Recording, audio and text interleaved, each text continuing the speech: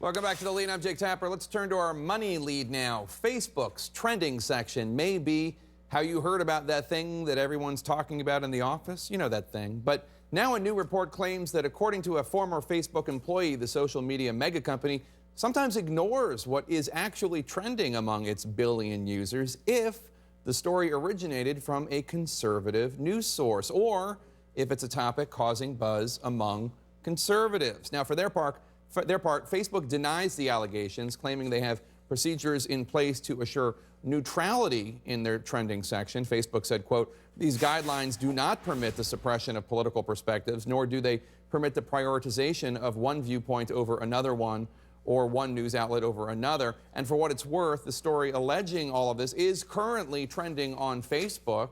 But let's talk to the guy who broke the story, Michael Nunez. He is the technology editor from Gizmodo who broke it. Michael, welcome. What did these former Facebook employees tell you?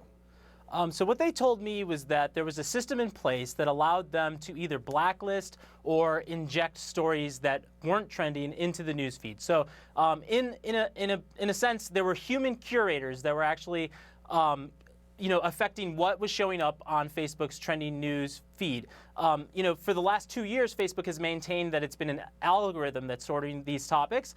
So we obviously found these revelations to be pretty interesting, to say the least. And why might Facebook executives or officials want to keep stories about people such as Mitt Romney or Ted Cruz or American sniper Chris Kyle off the trending list and inject others into its trending list? Why do that? Just because of their own personal bias? Well, so it's important to note that Facebook isn't mandating this of the news curators. In fact, they have basically just tried to wash the existence of these curators from the face of the planet. For the last 2 years, they've been saying an algorithm is doing this sorting. We have found that actually a small group of 20 journalists that are recent graduates from East Coast private schools and often Ivy League schools are the ones that are actually activating a trend so that it can show up in your feed or blacklisting it. So, it's not that Facebook has any bias here. It's that these young journalists are the ones that are choosing what trends and what doesn't. And the question then becomes whether you trust